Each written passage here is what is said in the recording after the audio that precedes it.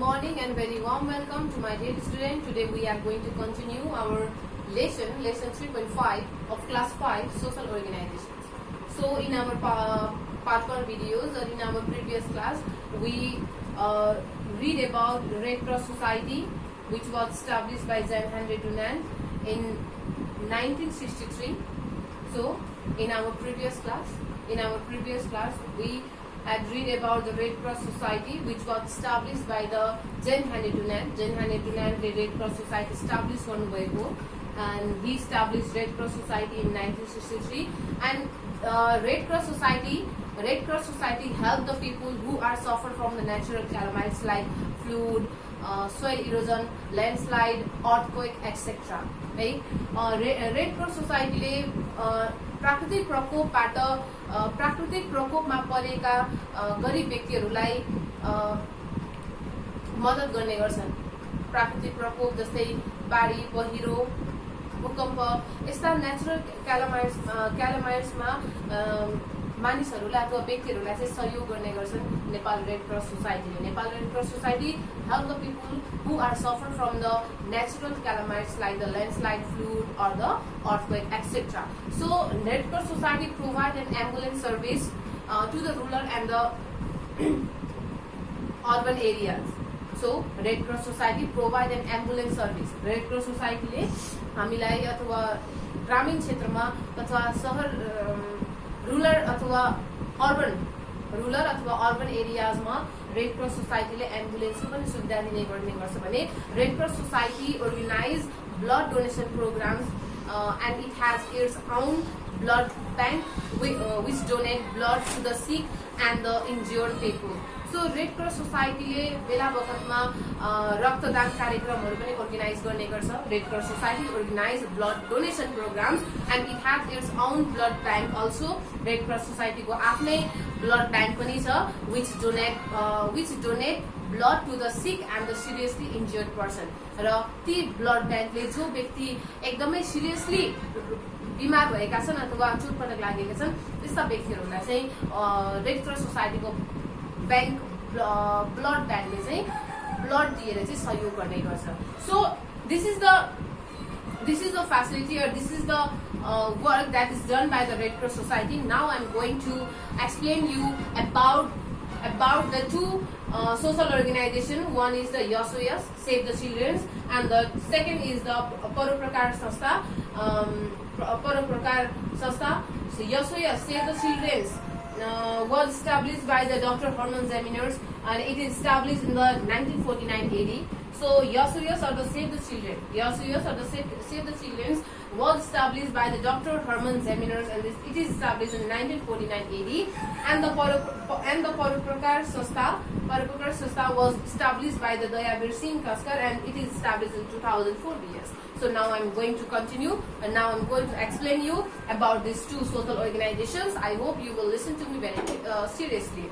So first is YOSOYOS or the social organizations. YOSOYOS or the Save the Children. So YOSOYOS is also an international social organization founded by the German Dr. Herman Zeminer's and the Austrian National in 1949-80. So YOSOYOS पनि एउटा अन्तर्राष्ट्रिय सामाजिक संस्था हो। YOSOYOS अथवा save the children पनि एउटा अन्तर्राष्ट्रिय सामाजिक संस्था हो जुन डाक्टर हर्मन जेमिनर्स एन्ड अस्ट्रियन नेशनलले अथवा नागरिकले 1949-80 मा इस्टाब्लिश गर्नुभएको। So the founder of YOSOYOS or the Save the Children was Dr. Herman Zeminers, and he established this YOSOYOS or the Save the Children in 1949-80. So YOSOYOS provide home for the orphan, helpless and the homeless children. YOSOYOS अथवा save the चिल्ड्रेन्सले अनाथ व्यक्तिहरूलाई अथवा जसको जुन बालबालिकाको आफ्नो घर छैन, जो लाचार छ, त्यस्ता लाचार कमजोर घरविहीन भएका बालबालिकाहरूलाई अथवा अनाथ बालबालिकाहरूलाई घर दिने काम गर्छ, बस्नको लागि आश्रय दिने काम गर्छ। YOSOYOS provide home for the orphan, helpless and the homeless children. It also provide them with the education and skill oriented classes. यसको साथसाथै YOSOYOS अथवा सेभ द चिल्ड्रेन्सले बालबालिकाहरूलाई अथवा ती बालबालिकाहरूलाई एजुकेसन दिने गर्छ, शिक्षा दिने गर्छ र सिप उन्मुख कुराहरू अथवा कौशल विभिन्न प्रकारका सिपहरू अथवा स्किल ओरिएन्टेड क्लासेसहरू पनि सञ्चालन गर्ने गर्छ। विद्यार्थीहरूलाई शिक्षा सँगसँगै विभिन्न ट्रेनिङहरू, कम्प्युटर सिकाइने गरिन्छ, ड्रइङहरू, डान्सिङ, सिङ्गिङ यस्ता स्किल ओरिएन्टेड क्लासेसहरू पनि यसले बालबालिकाहरूलाई दिने गर्छ। सो यसोयस provide home to the orphan, helpless and the hopeless children, and it also provide education. It yes provide education as well as it also give skill oriented classes to that to the children. Education को साथ साथै यसले बालबालिकालाई skill oriented क्लासेसहरू like dancing, singing, computer etcetera विभिन्न प्रकारका यस्ता skill oriented क्लासेसहरू पनि सञ्चालन गर्ने गर्छ। In YOSOYOS, many orphan children live in a different house with a mother, an elderly woman, and some brothers and sisters in a house. In YOSOYOS, YOSOYOS अथवा YOSOYOS village मा थुप्रै orphans-हरु अथवा थुप्रै अनाथहरु आफ्ना आमासँग बस्ने गर्छन्। They live in a different house with their mothers. They live in a different house with their mothers and some brothers and sisters. केही भाइ बहिनी र दिदी बहिनी सँगसँगै केही भाइ बहिनी र दिदी बहिनी सँगसँगै एउटा आमासँग थुप्रै अनाथहरू फरक घरमा बस्ने गर्छ। In YOSOYOS village, an orphan children live in a different house with a mother and some brothers and sisters. Such YOSOYOS villages are in more than 132 countries in the world. र संसारमा विश्वमा अथवा संसारमा YOSOYOS village अथवा यो save the children social organization संसारमा 132 वटा कन्ट्रीमा अथवा देशमा चाहिँ बनाइएको छ अथवा इस्टाब्लिश गरिसकेको छ। So YOSOYOS अथवा save the children are in more than 132 countries in the world. So YOSOYOS village was the first established in Nepal in 1973 AD. र हाम्रो नेपालमा पहिलो पटक सेभ द चिल्ड्रेन अथवा YOSOYOS 1973 AD मा इस्टाब्लिश भएको थियो अथवा स्थापित भएको थियो। So YOSOYOS village are in many part of our country. र अहिले आएर हाम्रो नेपालको विभिन्न भागहरूमा लाइक भरतपुर, पोखरा, सुर्खेत, इटहरी, बनेपा यी ठाउँहरूमा अथवा नेपालका विभिन्न शहरहरूमा चाहिँ अहिले YOSOYOS अथवा सेभ द चिल्ड्रेन चाहिँ विभिन्न क्षेत्रहरूमा अथवा विभिन्न शहरहरूमा चाहिँ हामीले अहिले इस्टाब्लिश गरिसकेका छौँ। So this is the facilities or this is the work which is done by the YOSOYOS or the save the children. YOSOYOS or the save the children provide a home to the orphan, to the helpless and the homeless children. It provides education as well as it gives skill oriented classes too.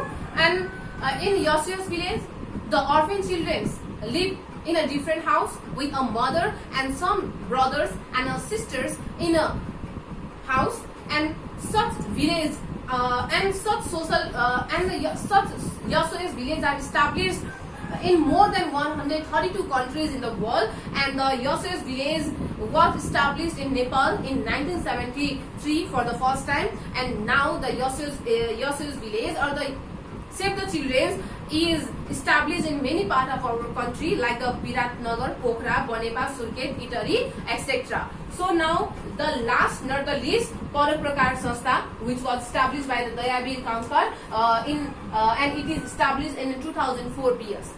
So Paroprakar Sanstha. So Paroprakar Sanstha is a social organization of Nepal. Paroprakar Sanstha भनेको हाम्रो नेपालको सामाजिक संस्था हो. It is a social organization of Nepal, and it was the founded by the Dayabir Singh Council in the 2004 BS.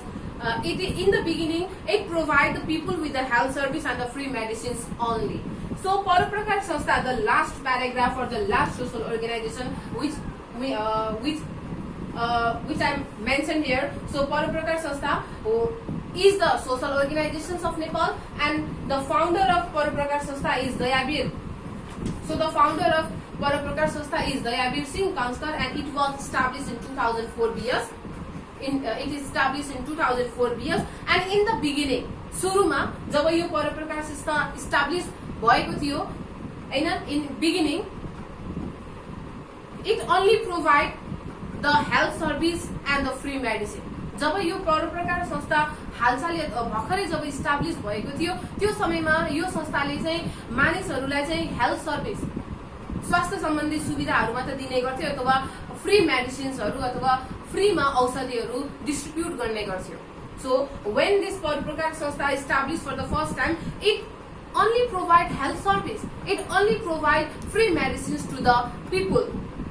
This organization also work for the well-being of the orphans. र यो संस्थाले परोपकार संस्थाले अथवा यो संस्थाले अनाथ बालबालिकाहरूको हितको लागि जो टुहुरो छ जसको आमा बुवा छैन, who do not have their own parent, त्यस्ता टुहुरो बालबालिकाहरूको लागि अथवा त्यस्ता अनाथ बालबालिकाहरूको हितको लागि पनि यो संस्थाले अथवा परोपकार संस्थाले काम गर्ने गर्छ. दिस परोपकार संस्था work for the orphan children too.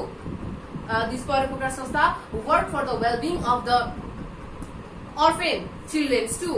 So परोपकार संस्था provide orphan with the educations and the shelter. परोपकार संस्थाले orphan अथवा अनाथ अथवा टुहुरो बालबालिकाहरूलाई शिक्षा तथा आश्रय अथवा सेल्टर पनि दिने गर्छ. It gives educations and shelter to the orphan children who do not have their own parents. It gives educations and shelter to the orphan children who do not have their own parents. जसको आफ्नै आमा बुवा छैन, जसलाई हेरविचार गर्नको लागि, जसलाई शिक्षा दीक्षा दिनको लागि आफ्ना आमा बुवा छैन, त्यस्ता अनाथ अथवा टुहुरा बालबालिकाहरूलाई शिक्षा तथा सेल्टर दिने काम परोपकार संस्थाले गर्ने गर्छ. It also collect blood and gives ambulance service to the people. So परोपकार संस्था organize blood donation programs in a year. वर्षमा एकचोटि दुईचोटि परोपकार संस्थाले ब्लड डोनेसन प्रोग्राम्सहरू अर्गनाइज गर्ने गर्छ. द परोपकार संस्था organise blood donation programmes organise गर्छ. They organise blood donation programmes and they collect blood. They organise blood donation programmes and they collect blood. उनीहरूले blood donation प्रोग्राम्सहरू सञ्चालन गरेर ब्लडहरू कलेक्ट गर्छ. And it also gives ambulance service to the people. र मानिसहरूलाई एम्बुलेन्सको सुविधा पनि परोपकार संस्थाले दिने गर्छ. It gives ambulance service to the people and it collect the blood. It organise the blood donation programme and it collect the blood and it donate the blood to the sick and the seriously injured people. र blood collect गरिसकेपछि जो व्यक्तिलाई ब्लडको एकदमै खाँचो छ त्यस्ता व्यक्तिहरूलाई चाहिँ ब्लड डोनेट गर्ने गर्छ, दान गर्ने गर्छ. Dayavir Singh कांस्कर donated blood for the first time in the Nepal in 2000 BS. र दयावीर सिंह हाम्रो नेपालको पहिलो व्यक्ति हो जसले चाहिँ आफ्नो रक्तदान दिएका थिए. In 2000 BS, Dayavir Singh कांस्कर donated his blood for the first time in Nepal. नेपालमा पहिलो पटक 2020 अथवा 2000 BS मा दयावीर सिंहले आफ्नो रक्तदान दिनुभएको थियो. So there are some other organizations working for the social welfare. Beside this social organization which is mentioned in here, यो यहाँ मेन्सन गरिएको सोशल अर्गनाइजेसन सँगसँगै हाम्रो नेपालमा थुप्रै सोशल अर्गनाइजेसन्सहरू छ.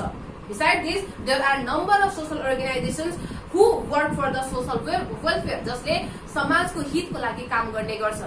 Besides this social organizations which is mentioned here, there are many social organizations which work for the social welfare.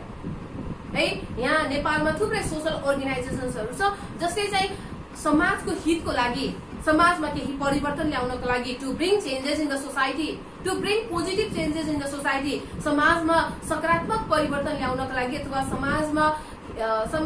समाजको हित हुने कामहरू गर्नको लागि, समाजको हितको लागि चाहिँ विभिन्न सामाजिक संस्थाहरू इस्टाब्लिश गरिएका छन् अथवा इस्टाब्लिश भएका छन्. There are number of social organisations which are working for the social welfare or to bring positive changes in the society.